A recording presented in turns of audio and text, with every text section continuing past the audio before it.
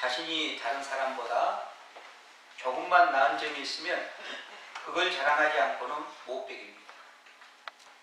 학벌을 자랑하고 부를 자랑하고 재능을 자랑하고 명성을 자랑합니다. 자랑할 것이 없는 사람은 하다못해 자기는 운전면허 시험에 첫 번째 합격했다고 자랑합니다. 여러분, 특별히 우리나라 부모들은 자기 자식을 자랑하기를 좋아합니다. 여러분, 자기 자식과 아내를 자랑한 사람은 뭐라고 하는지 아세요? 팔불출이라고 하죠? 네, 팔불출이라고 합니다. 팔불출이 뭡니까? 팔싹둥이. 달을 못 채우고 나온 사람, 덜 떨어진 사람, 어리석은 사람을 말하지요. 그런 소리를 들으면서도 어쩔 수가 없는가 봐요. 그런데 성경은 이 세상의 것을 자랑하지 말라고 말씀합니다. 자신의 지혜, 부함, 육체, 외모, 사람을 자랑하지 말라는 거예요. 성경은 자랑한 것은 옳지 않고요, 교만이라고 말합니다. 왜냐하면 하나님께서 모든 것을 우리 인간에게 주셨는데 그것이 마치 자기 것이냐 자랑하기 때문입니다. 우리가 하나님께 받지 않는 것이 있어요? 다 하나님께 받아서 우리가 누리고 있는 거예요. 지혜도 건강도 재능도 다 하나님 주신 거잖아요. 그런데 그것이 마치 내 것이냐 자랑하니까 교만한 거라는 거죠. 대신 성경은 하나님의 이름을 자랑하라고 말해요. 바울은 예수 그리스도와 십자가를 자랑하라고 말합니다. 오늘 본문은 갈라디아서 결론 부분입니다. 학자들은 다른 책의 결론보다 이 갈라디아서 결론 부분을 더 중요하게 얘기합니다. 왜냐하면 결론 부분은 갈라디아서 전체를 요약하고 있거든요. 그리고 이 갈라디아에서 정말로 복음의 핵심을 바울이 다시 한번 강조하고 있어요. 그렇기 때문에 학자들은 이 갈라디아서 결론 부분을 굉장히 중요하게 보는 것입니다. 결론 부분에서 사도 바울은 교회가 생명처럼 여기는 진리가 무엇인지 그를 오늘 보면 14절 15절에서 잘 말해줍니다. 먼저 11절을 봅니다. 내 손으로 너희에게 이렇게 큰 글자로 쓴 것을 보라. 바울은 이 편지를 마무리하면서 큰 글자로 쓴 것을 보라고 말합니다. 바울은 우리가 아는 것처럼 눈이 좋지 않았어요. 안지를 앓고 있었거든요. 눈이 좋지 않았기 때문에 편지를 쓸 때마다 옆에 대필자가 있었어요. 바울이 쭉 불러주면은 옆에 대필자가 받아 적었어요. 그리고 이제 맨 끝에 가서 이것은 바울이 쓴 편지다. 그것을 증명하기 위해서 자기가 마지막에 자필 서명을 한 거예요. 그런데 다른 서신과 달리 여기서는 큰 글씨로 썼다고 말하지 않습니까? 바울이 눈이 좋지 않아서 큰 글자로 썼을 가능성도 없지 않아 있지만 그것보다는 이 편지의 본문을 지금까지 갈라디아 교회 성도들이 잘 읽었지만 이 결론 부분은 특별히 중요하기 때문에 갈라디아 교회 성도들이 주목해서 잘 읽을 것을 당부하기 위해서 큰 글씨를 써서 강조하고 있다고 보여지는 것이죠. 여러분, 갈라디아 지역에 있는 교회는 어떤 문제가 있었습니까? 거짓 선생들이 자신들을 예루살렘 교회에서 파송했다고 주장하면서 거짓 교훈을 가르쳤습니다. 내용이 무엇입니까? 바울이 가르친 믿음만 가지고는 안 된다는 거예요. 그것만 가지고는 구원을 얻을 수 없다는 거예요. 믿음에다가 할례도 받고 율법을 지켜야 온전한 구원을 받을 수 있다고 주장했습니다. 왜 이런 거짓 교훈이 갈라디아 교회 성도들에게 먹혔을까요? 구약 성경에 보면 할례라는 말이 나오거든요. 할례를 행하라는 말이 나오거든요. 또 율법에 대한 이야기가 나오거든요. 그런 말씀을 인용해서 말하니까 갈라디아 교회 성도들이 먹혀든 겁니다. 또 거기다가 초대교회, 최초의 교회가 초대교회 예루살렘 교회가 모범적인 예루살렘 교회에서 그들을 파송했다고 주장하니까 갈라디아 교회의 많은 성도들이 그들의 가르침에 흔들려 버린 거예요. 그래서 오늘날과 같이 영적으로 혼탁한 시대에 가장 중요한 것이 뭘까요? 영적 분별력입니다. 그걸 기도하십시오. 모든 판단과 분별의 기준은 뭡니까? 하나님의 말씀입니다. 성도는 말씀을 통해서 참과 거짓을 구별할 수 있어야 됩니다. 그런 눈을 가져야 됩니다. 바울이 할례를 주장하는 거짓 선생들을 어떻게 부르고 있습니까? 12절입니다. 무릇 육체의 모양을 내려하는 자들이 억지로 너희에게 할례를 받게 함은 그들이 그리스도의 십자가로 말미암아 박해를 면하려 함뿐이라. 사도 바울은 거짓 교사들을 뭐라고 부릅니까? 무릇 육체의 모양을 내려 하는 자들, 이렇게 부릅니다. 육체의 모양을 낸다는 것이 무슨 뜻일까요? 이 말을 조금 쉽게 말하면요, 다른 사람들에게 실제보다 잘 보이기 위해서 꾸미고 치장하는 거예요. 꾸미는 거예요.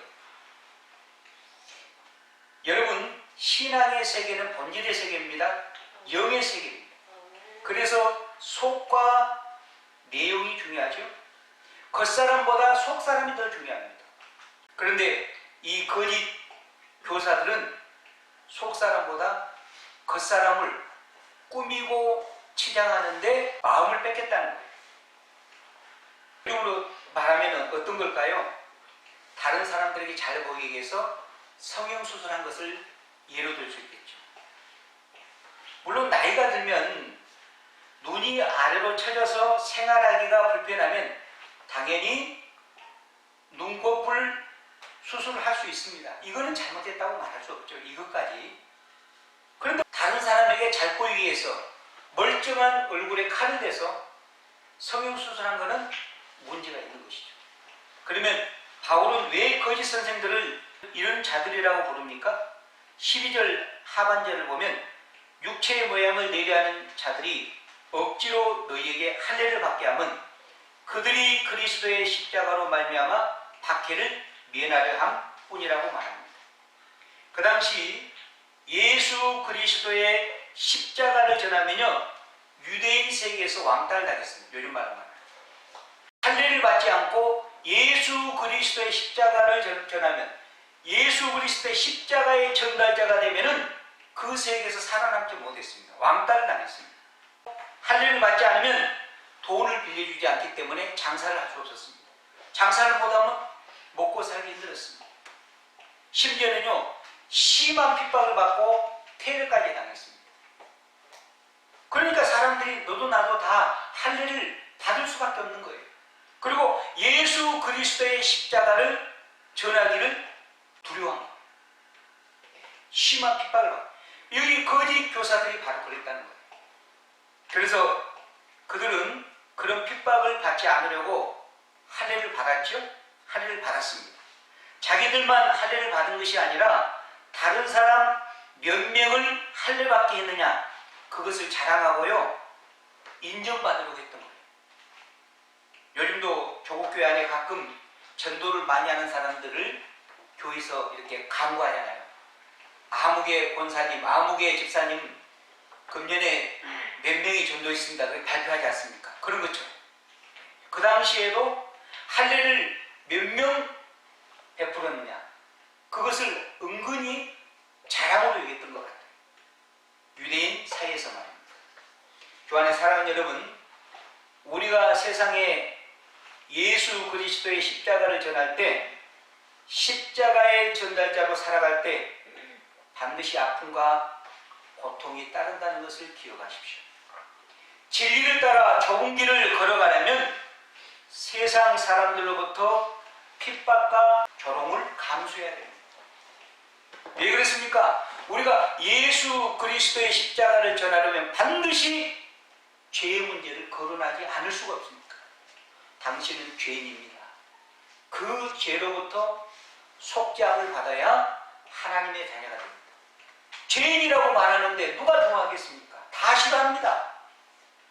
여러분, 우리는 죄인입니다. 죄인인데 용서받은 죄인입니다. 그래서 우리는 신앙생활을 하면서도 신앙의 본질을 추구하고 하나님 앞에서 내가 과연 어떤 존재인가, 내가 지금 하나님 앞에서 어떻게 살아가고 있는가, 이거를 살피기보다는 사람들이 나를 어떻게 평가할까, 사람들이 나를 어떻게 볼까, 여기에 관심을 두고 신앙생활을 하는 것이죠. 잘못된 것입니다. 여러분, 신앙의 핵심, 신앙의 본질은요, 우리가 하나님을 의식하면서 진실하게 살아가는 거예요. 하나님을 온 마음과 정성을 다해서 사랑하는 거예요. 그래서 우리 주님은 마태복음 22장 37절에서 친히 이렇게 말씀하십니다. 내 마음을 다하고 목숨을 다하고 뜻을 다하여 주 너희 하나님을 사랑하라. 이거 신앙의 핵심입니다. 하나님을 사랑하는 것, 예수 그리스도를 사랑하는 것, 이게 신앙의 본질이라 그 말입니다. 하나님을 사랑하여 그분의 말씀대로 순종하고 그분의 말씀대로 우리가 살다 보면은 현실적인 삶 가운데서 너무너무 많은 아픔과 고통이, 어려움이 우리에게 닥치기 때문에 그렇게 잘 살지 않으려고 하는 경향이 있습니다. 적당히 타협하면서 신앙생활을 하려고 합니다. 하지만 주님을 사랑하여 겪는 고통과 어려움이기 때문에 기꺼이 기쁨으로 대가를 지불하고요, 주님의 길을 따라가는 사람이 진실한 성도임을 믿으시기 바랍니다. 아멘. 그런데 거짓 선생들은 율법을 지키려고 하지도 않고 율법에 관심도 없습니다. 할례를 받으라고 말해놓고 율법을 말하면서도, 할례와 율법을 강요하면서도 자신들은 율법에 관심이 없습니다. 얼마나 위선적인 삶입니까? 그러니까 이들은 갈라디아 교회 성도들에게 억지로 할례를 받게 해놓고 정작 본인들은 율법을 지키지도 않는, 그러니까 신앙의 알맹이에는 관심이 없고 껍질만 붙들고, 껍질만, 신앙의 껍데기만, 기독교의 껍데기만. 주 안에 사랑하는 여러분, 저와 여러분은 어떤지, 신앙의 알맹이를 붙들고 씨름합니까? 신앙의 본질을 붙들고 씨름합니까? 아니면 껍질만 붙들고, 사람들 의식에서 껍질만 붙들고 거기에 매달리고 그것 때문에 인생의 남은 시간을 다 소비하고 있지는 않습니까? 거짓 선생들의 모습이 속과 겉이 다르게 위선적으로 살아가는 구약 이스라엘 백성들과 똑같습니다. 그래서 선지자는 이사야서 29장에서 이스라엘 백성들의 위선적인 모습을 보면서 이렇게 탄식하고 외칩니다. 이 백성이 입으로는 나를 가까이하며 입술로는 나를 공경하나 그들의 마음은 내게서 떠났나니 그들이 나를 경외함은 사람의 계명으로 가르침을 받았을 뿐이라. 이스라엘 백성이 입술로 하나님을 공경하고 잘 섬긴다고 하지만 그들의 마음은 하나님께서 이미 떠났다고 말하지 않습니까? 거짓 교사들이 바로 이랬다고 말합니다. 여러분, 진정한 변화는요, 어떻게 나타날까요? 진정한 변화는 어떻게 나타날까요?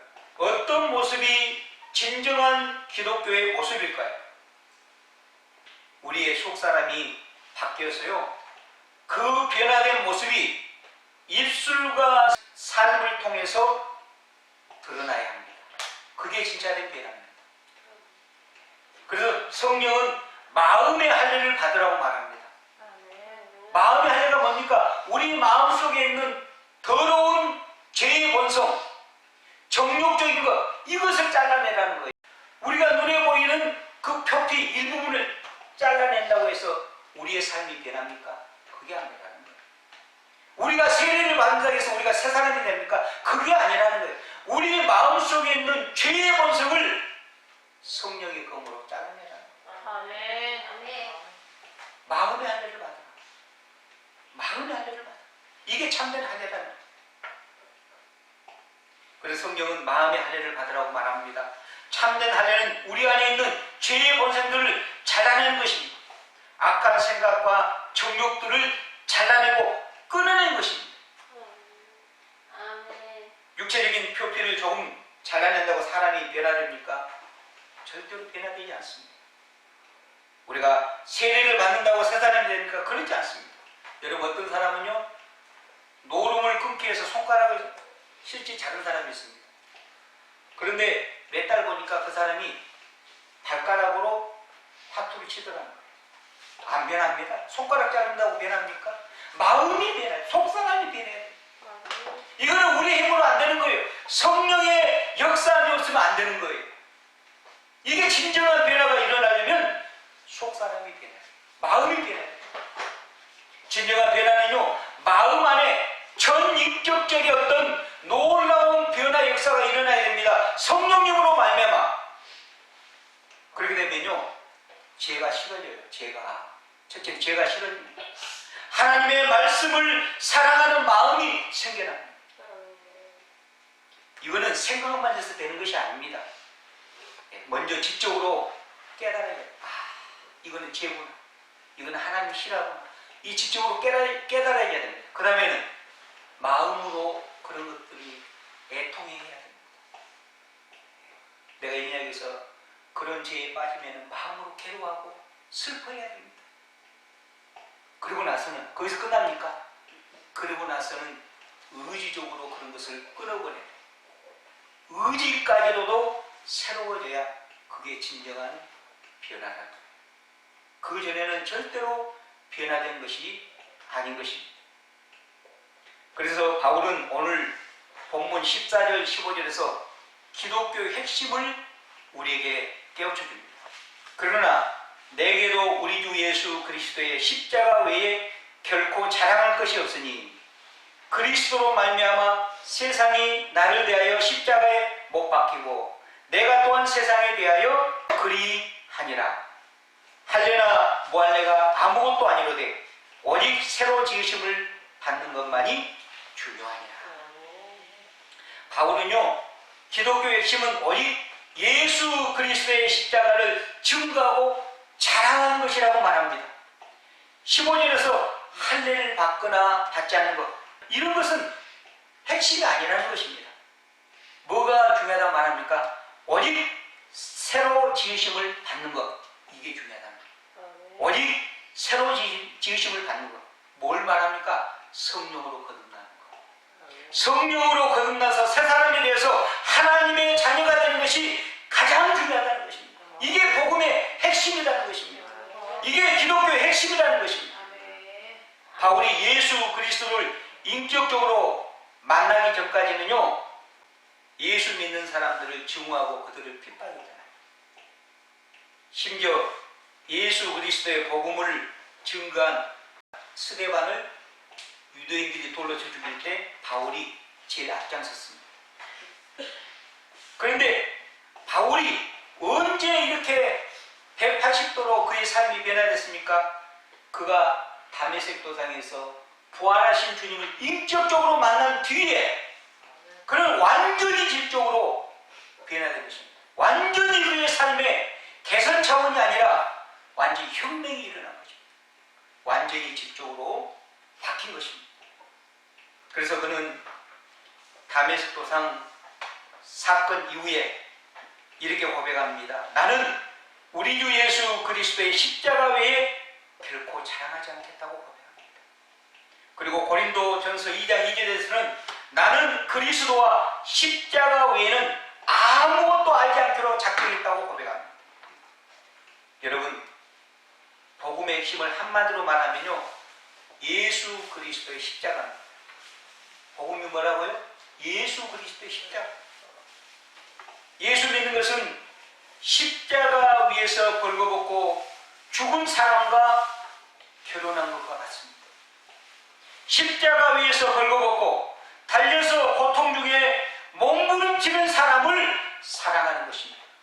이것이 신앙생활하는 것입니다. 그 이유가 무엇입니까? 그분 예수 그리스도 그분이 저와 여러분을 대신해서 십자가에서 죽었기 때문에 그렇습니다. 여러분, 만약 어떤 사람이요 여러분을 대신해서 처형당했다면 그 사람을 죽을 때까지 잊을 수 있겠습니까? 그 사람이 묻힌 무덤에 매일 가서 꽃이라도 꽂아놓고 그 사람의 비석을 닦으면서 자랑스럽게 일가했어요. 나를 대신해서 최면당했는데, 내가 죽어야 되는데 나를 대신해서 죽은 그 생명의 은인을 사랑하지 않겠습니까? 고마워하지 않겠습니까? 그를 위해서 자랑하지 않겠습니까? 마찬가지로 그리스도인들은 주님의 십자가를 사랑하고 자랑하는 것입니다. 오직 그 십자가만을 붙드는 것입니다. 그리고 무슨 일을 하더라도 십자가 안에서 해야 하는 것입니다. 여러분, 바울도 참으로 세상적인 자비들이 너무 많았습니다. 명문 가문과 혈통을 가지고 있었고, 그 당시에 세계적인 석학인 가말리엘 밑에서 가말리엘 제자로서 학문을 배웠기 때문에 학벌이 다른 사람보다 굉장히 출중했습니다. 거기다가 하나님을 향한 열정과 열심으로 말하면, 둘째가라면 서러울 정도로 열심과 열정이 특심했습니다.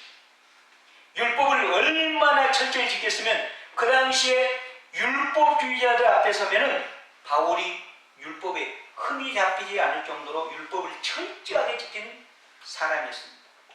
그런 그가 다메섹 도상에서 부활하신 예수 그리스도를 인격적으로 만나고 나서 그런 세상의 모든 것을 뭐로 여겼다고요? 배설물. 해로, 배설물로 해로 여겼다고 했습니다. 주님을 만나고 주님을 알고 나니까 자기가 지금까지 세상에서 쌓아온 스펙, 세상에서 그래도 자기가 내세울 만한 것들, 그게 배설물처럼 아무런 가치가 없더라는 거예요. 시시하더라는 거예요. 바울이 왜 그랬을까요? 바울은 세상 것으로 자랑할 만한 거리가 많았지만은 그런 것을 자랑하면은 예수 그리스도의 십자가의 복음이 가려지니까, 세상 것을 자랑하면은 예수 그리스도의 영광이 가려지니까 세상의 모든 것들을 다 배설물로 해로 여긴 것이죠. 심지어는 바울이 예수님을 만나고 나서 삼층집까지 간 체험을 하잖아요. 삼층집이면 천국 아닙니까? 우리나라 사람 같으면 그런 체험하면 막 전국에 막 다니면서 막 떠들썩하게 간증할 것입니다. 바울은 그런 것까지도 자랑하지 않습니다. 그런 것까지도 자랑하지 않습니다. 왜? 그런 걸 자랑하면 주님의 십자가의 복음이 혹시 가릴까 봐서입니다. 그 대신에 그는 그의 약함을 자랑합니다. 그의 약함. 내가 약한데, 내가 이렇게 약한데 나에게서 능력이 나타나면 이것은 내가 한 것이 아니고 능력의 근원이신 하나님이 나에게 능력을 주셔서 하나님의 능력으로 내가 한 거니까 모든 영광을 하나님 앞에 돌릴 수 있으니까 자기 약함을 자랑하잖아요. 그래서 하나님께 영광을 돌리는 것입니다. 그래서 고린도전서 15장에서 바울은 12사도와 자기를 비교하면서 나는 사도 중에 가장 작은 자라고 말합니다. 그 다음에 에베소서 3장 8절에서는 모든 성도 중에 지극히 작은 자보다 더 작은 나라고까지 비교합니다. 그러다가 바울은 인생 말년에 쓴 디모데전서 1장 15절에서 이렇게 고백하지요. 죄인 중에 내가 괴수니라. 죄인 중에 내가 괴수니라. 주 안에 사랑하는 여러분, 성도가요, 믿음이 깊어지면 깊어질수록, 은혜가 깊어지면 깊어질수록 세상 것에 별로 관심이 없어지게 돼요. 어떻게 하면 하나님의 영광을 위해서 살까 고민합니다.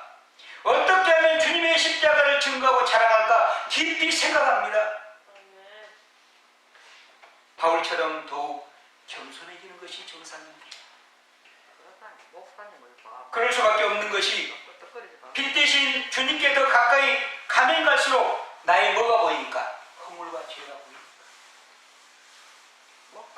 은혜가 깊어지면 깊어질수록, 주님의 빛 앞에 가까이 가면 갈수록 나의 허물과 나의 결정과 나의 가오와 나의 죄의 모습이 보이니까 더 겸손할 수밖에 없는 거 아니겠습니까? 그리고 주님의 은혜와 긍휼을 구할 수밖에 없는 것 아니겠습니까? 아멘. 지금까지 내가 산 것도 내가 한 것도 하나님의 은혜라고 고백할 수밖에 없는 거 아니겠어요? 왜냐하면 하나님께서 나에게 힘과 능력과 지혜를 주셔서 내가 한 거죠. 하나님께서 지금까지 나의 건강을 지켜주셔서 내가 지금 살아있는 거 아닙니까? 모든 것이 하나님의 은혜 아닙니까? 그러니까 내가 하나님 앞에서 그만할 것이 아무것도 없다는 거예요. 아멘. 모든 걸 주님이 하셨다는 거예요. 그러므로 하나님의 은혜를 깊이 받으면 받을수록 교만과 거리가 멀어지는 거예요. 사도 바울은 자랑거리를 가지고 분쟁하고 다투는 고린도 교회의 성도들을 향해 이렇게 말합니다. 누가 너를 남달리 구별하였느냐? 내게 있는 것 중에 받지 아니하는 것이 무엇이냐? 내가 받았은즉 어찌하여 받지 아니하는 것 같이 자랑하느냐? 너희가 받은 것 다 하나님께 받은 것 아니냐? 왜 너희 자신의 것인 것처럼 그런 걸 가지고 서로 자랑하면서 싸우고 다투느냐? 그렇게 말한 거 아닙니까? 바울의 이 말이 우리에게 큰 울림과 도전이 되기를 바랍니다. 그러면 우리가 왜 그토록 예수 그리스도의 십자가만을 자랑해야 할까요? 우리가 죄인 되었을 때, 우리가 하나님과 원수 되었을 때에 예수 그리스도께서 우리의 죄를 위하여 십자가에서 화목제물이 되셔서 죽으셨기 때문에 그렇습니다. 그리하여 우리가 예수 그리스도의 보혈을 믿음으로 죄인에서 의롭게 되었기 때문에 그렇습니다. 그래서 우리는 예수 그리스도의 십자가를 자랑해야만 합니다. 사랑해야만 합니다. 우리가 예수 그리스도의 십자가의 보혈로 하나님의 자녀가 됐기 때문에 그렇습니다. 우리가 하나님을 사랑한다는 것도 우리가 하나님을 사랑한 것도 아니고 하나님께서 우리를 먼저 사랑하셔서 그의 하나밖에 없는 아들 예수 그리스도를 이 땅에 보내주시고 십자가를 지시고 갈보리 언덕에서 십자가의 피를 흘리심으로 우리를 죄와 사망에서 구원하셨기 때문에 그렇습니다. 그러므로 우리를 죄와 사망에서 구원해 주신 예수 그리스도만을 사랑하고 자랑할 수 있기를 주 이름으로 축원합니다. 예수 그리스도와 십자가를 여러분의 삶의 중심에 두고 살아갈 수 있기를 주의 이름으로 축원합니다. 사랑하는 여러분, 이 세상의 모든 것들은 우리 주님이 재림할 때 세상 끝날에 다 불타고 없어질 것입니다. 그리고 이 세상의 것에 인생의 건자들은 세상 끝날에 슬피 울며 이를 갈면서 불못에 던져져서 영원히 고통을 받게 된다고 성경은 말하고 있습니다. 그러므로 우리가 이 세상에서 다른 사람보다 더 많이 배워서 더 많이 알고 더 좋은 가문에서 태어나고 재능이 많고 잘난 것이 주님 재림할 때 무슨 소용이 있겠습니까? 그러므로 여러분, 제발 여러분 자녀들에게 출세하라, 공부 잘해라, 1등하라 그런 말 하지 마십시오. 그들이 세상에서 출세하고 성공하고 좋은 명문대학교 들어가고 좋은 직장에 들어가고 돈 많이 벌고 그러면 뭐 할 겁니까? 예수와 상관없는 성공, 예수님을 믿지 않고 이 세상에서 출세하고 이 세상에서 잘나간 여러분 자녀에게 여러분은 뭘 바랍니까? 그들이 예수님을 만나고 하나님의 영광을 위해서 이 세상에서 잘나가고 성공하는 것, 우리가 그런 건 기도하고 바라야 되죠. 그런데 예수님을 알지 못하는데 무조건 1등하라, 출세해라, 공부 잘해라, 이게 그들에게 무슨 소용이 있겠냐 그 말입니다. 여러분, 하나님이 없는 세상 사람들은 사도 요한은 이렇게 말합니다. 그들은 세상 것들을 자랑한다고 말합니다. 그것이 무엇입니까? 요한일서 2장에 보면 세 가지입니다. 육신의 종료, 안목의 종료, 이생의 자랑이라고 말합니다. 이 세상이나 세상에 있는 것들을 사랑하지 말라. 누구든지 세상을 사랑하면 아버지의 사랑이 그 안에 있지 아니하니 이런 세상에 있는 모든 것이 육신의 정욕과 안목의 정욕과 이생의 자랑이니 다 아버지께로부터 온 것이 아니요 세상으로부터 온 것이라. 사도는 16절에서 갈라디아 교회 성도들을 위하여 이렇게 축복하죠. 무릇 이 규례를 행하는 자에게와 하나님의 이스라엘에게 평강과 긍휼이 있을지어다. 오직 예수 그리스도의 십자가를 믿어서 새 생명을 얻는 것이 지금 바울이 말하고 있는 이 규례입니다. 이 규례가 뭡니까? 오직 예수 그리스도의 십자가를 믿어서 새 생명을 얻는 것, 그게 이 규례라는 말이에요. 그 규례를 따라 행하는 자와 그 다음에 하나님의 이스라엘은 뭡니까? 믿음으로 거듭난 성도들, 하나님의 자녀들, 그들이 하나님의 이스라엘인데 이들에게 뭐가 임하기를? 하나님의 평강과 긍휼이 임하기를 바울은 축복하고 있습니다. 복을 빌고 있습니다. 그러면서 17절에서 바울은 자신은 누가 뭐래도 예수 그리스도의 사도요, 예수 그리스도의 자원하는 종임을 당당하게 밝힙니다. 뭐라고 말합니까? 이후로는 누구든지 나를 괴롭게 하지 말라. 내가 내 몸에 예수의 흔적을 지니고 있노라. 거짓 교사들과 유대인들이 지금까지 바울의 사도권을 가지고 얼마나 괴롭혔습니까? 바울이 복음을 전하면 저 바울은 정통 사도가 아니다. 예수님이 살아계실 때 예수님을 만난 적이 없고 예수님 앞에 직접 교훈을 받은 적도 없는 가짜 사도다. 그걸 가지고 얼마나 괴롭혔습니까? 다른 것도 아니고 바울이 복음을 전하는데 사도권을 가지고 시비를 거니까 바울이 너무너무 괴로운 거예요. 그래서 여기 바울이 뭐라고 말합니까? 이후로는 누구든지 나를 이 사도권의 문제 가지고 괴롭히지 마라. 그 다음에 뭐라고 말합니까? 내가 내 몸에 예수의 흔적을 지니고 있노라. 여러분, 여기 흔적은 헬라어로 스티그마. 여기 예수의 흔적할 때 흔적은 스티그마로 예수님을 위해서 당한 외적인 상처들, 그걸 말합니다. 거룩한 상처들을 말합니다. 거룩한 흔적들을 말합니다. 거짓 교사들은요, 외적인 할례를 자랑했지만 사도 바울은 오직 예수 그리스도의 십자가만을 증거하다가 수많은 핍박과 죽음의 위협을 당했습니다. 그는 예수 그리스도의 십자가의 복음을 증거하다가 여러 번 감옥에 갇히기도 했고요. 매도 수없이 맞고 여러 번 죽을 뻔했습니다. 특별히 누스드라에서는 유대인들에게 돌에 얼마나 많이 맞았는가 피투성이 돼가지고 유대인들이 이제 죽었구나 하고 밖에다 내다 시체처럼 내다 던졌습니다. 그런데 하나님의 은혜를 위해서 겨우 살아난 거 아닙니까? 그런 흔적들이 자기 몸에 남아있다는 거예요. 거룩한 상처들, 거룩한 흔적들이 바울을 자기 몸에 지니고 있다는 것입니다. 여러분, 그가 정말 예수 그리스도의 복음의 증인이 아니라면, 그가 정말 사도가 아니라면 목숨을 건 고난과 어려움을 당할 이유가 어디 있겠습니까? 사랑하는 여러분, 여러분은 예수 그리스도를 위한 이 스티그마, 거룩한 흔적이 있는지, 상처들이 있는지요? 복음을 증거하다가 모욕을 당하거나 인격 모욕을 당하거나 비방을 받거나 또는 물리적인 핍박을 당해본 적이 있습니까?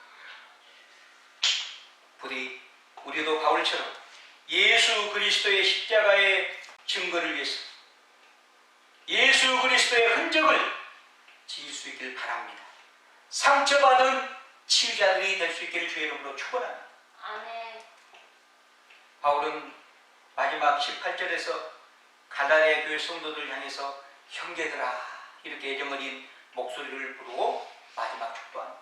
바울은 끝까지 자기가 세운 갈라디아 교회 성도들을 끝까지 그들을 사랑하고 있음을 알 수 있습니다.